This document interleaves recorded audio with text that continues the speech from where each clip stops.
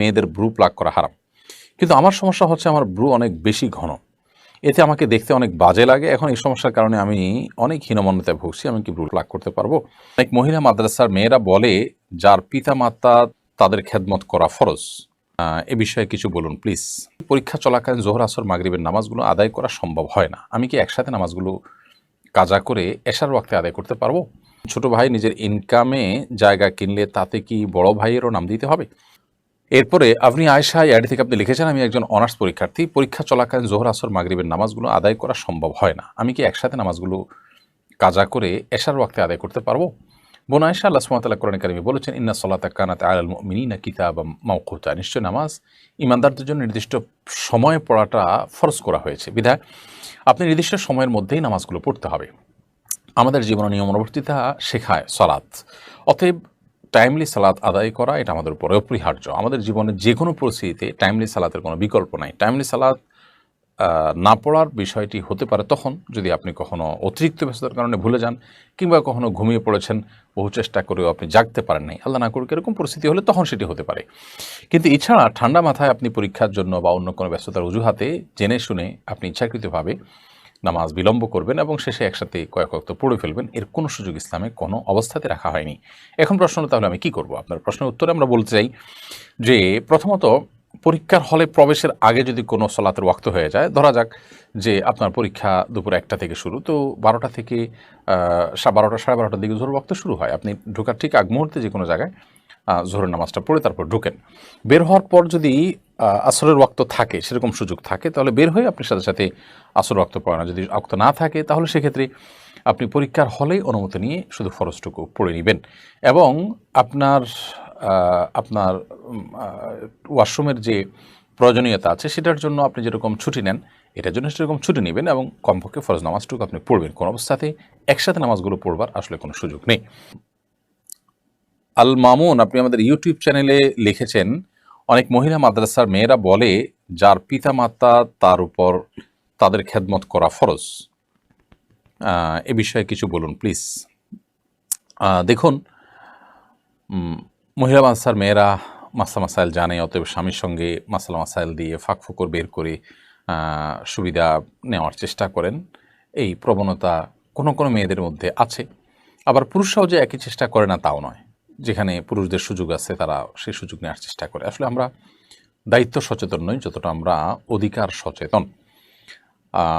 দেখুন, এটা তো ঠিক যে আপনার স্ত্রীর উপর আপনার বাবা মার সেবা করা এটা মৌলিকভাবে ফরজ বা আবশ্যক নয়, কিন্তু যখন একটা সংসারে একত্রে থাকবেন বা একটা বাসায় থাকবেন, তখন একজন বৃদ্ধ মা বাবা তাও স্বামীর সুবাদে, স্বামীর প্রতি তার যে দায়িত্বশীলতা আছে সেই সুবাদে বা সেই কারণে এই বৃদ্ধ মানুষদের বা নিজের বাবা মার বয়সী মানুষদের সেবা করা, এটা তো একটা নৈতিক দায়িত্বের মধ্যে চলে আসে এক। দ্বিতীয়ত হলো, তারা যদি সেবার মুখাপেক্ষী হন তাহলে সেক্ষেত্রে এটা একটা মানবিক দায়িত্ব আমাদের মধ্যে চলে আসে। অতএব আপনার আমার উপরে ফরজ নয়, তার মাতা পিতা তার উপরে ফরজ, এই কথা বলে একেবারে দায়ে সারা ভাব নেওয়া অনুচিত। আবার সেই সাথে অনেক মা বাবা আলহামদুলিল্লাহ চলে ফিরে খেতে পারেন, সব কিছু নিজেকে নিজে করতে পারেন, তারপরও অযথাই পুত্রবধূর সেবার দিকে তাকিয়ে থাকেন, সেটাও কিন্তু অনুচিত।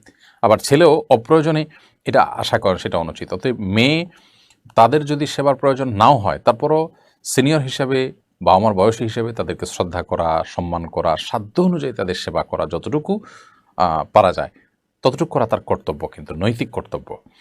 যদি তিনি মাসালা দেখান যে ফরজ কিনা আমার জন্য, তাহলে পুরুষ লোকটাও মাসালা দেখাতে পারেন যে তোমার অনুমতি ছাড়াও আমি দ্বিতীয় বিয়ে করতে পারি, আমার উপরে সেটি নিষিদ্ধ কোনো বিষয় নয়।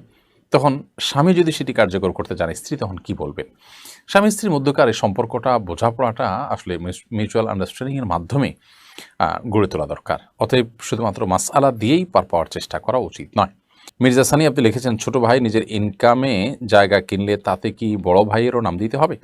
তাদের বাবা বড় ভাইয়ের নাম দেয়নি বলে পরিবারে ঝামেলা করে, ছোট ছেলেকে কথা শোনায়, এ বিষয়ে ইসলাম কি বলে?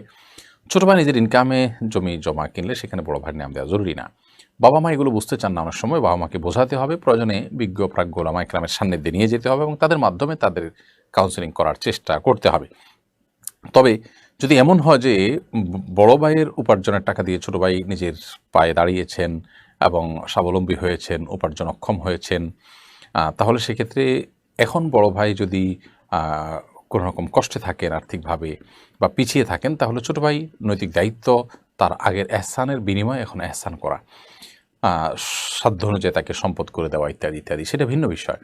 কিন্তু এমনিতেই ছোট ভাই যত যা করবেন সেটাতে অন্য ভাইকে সামিল রাখার কোনো বিশেষ কোনো নির্দেশনা কোনো হাদিস কোথাও আমাদেরকে দেয়নি। বিধায় বাবা মায়ের ক্ষেত্রে বাড়াবাড়ি করা উচিত না। আবার ছোটো ভাইও বড় ভাই বা বোন বা অন্য যারা পিছিয়ে আছে রক্ত সম্পর্কীয়, তাদেরকে যথাসম্ভব হেল্প করার বা এগিয়ে নেওয়ার চেষ্টা মানসিকতা থাকা দরকার।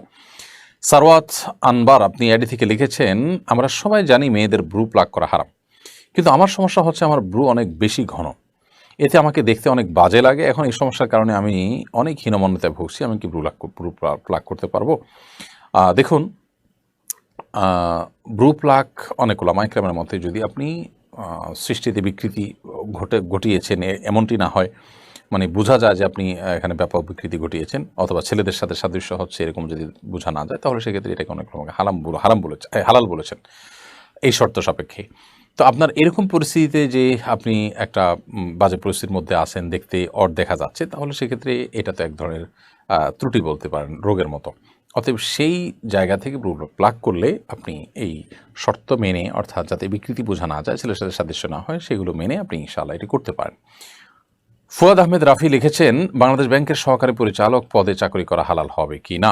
যে কোনো ব্যাংক যদি সুদ নির্ভর হয়, তাহলে সেখানে আপনি চাকরি করবেন না, চাকরি করার সুযোগ সেখানে থাকবে না। ইসলাম শরিয়া দৃষ্টিকোণ থেকে এটি জায়েজ হবে না। আর যদি সুদ নির্ভর না হয়, বরং ইসলামী ব্যাংকিং এর অধীনে আপনি চাকরি করেন, তাহলে সেটি অবশ্যই জায়েজ হবে। এরপরে আরাফাত তামিম লিখেছেন, মানত হিসাবে গাজী কালুর গান এখন অনেক মুসলমান নিজ বাসায় আয়োজন করে, এটা নিয়ে ইসলাম কি বলে? প্রথমত, বাদ্যযন্ত্র সংযোগে যে গান আছে সেটি, এবং যে গানের কথামালা কোরআন হাদিসের আলোকে সমর্থিত নয় বা অনুমোদিত নয়, যেমন সেখানে এমন কিছু আছে যেগুলো শিরক, যেগুলো বিদআত, কুসংস্কারাচ্ছন্ন অথবা হারাম কোনো কাজের প্রতি মানুষকে প্রলুব্ধ করে, তাহলে সেক্ষেত্রে সে গান হারাম। আর যদি বাদ্যযন্ত্র ব্যবহার করা থাকে, তাহলে সেক্ষেত্রে ইসলামিক কথামালা, ভালো কথামালা থাকলেও সেটি হারাম। এরপরে উল্লেখযোগ্য দ্বিমত নেই ওলামা ইকরামের মধ্যে। সূরা লুকমানের 6 নম্বর আয়াতের ব্যাখ্যাও মুফাসসিরগণ এটি বলেছেন, নবী সাল্লাল্লাহু আলাইহি ওয়াসাল্লাম বহু হাদিসও এই ব্যাপারে রয়েছে।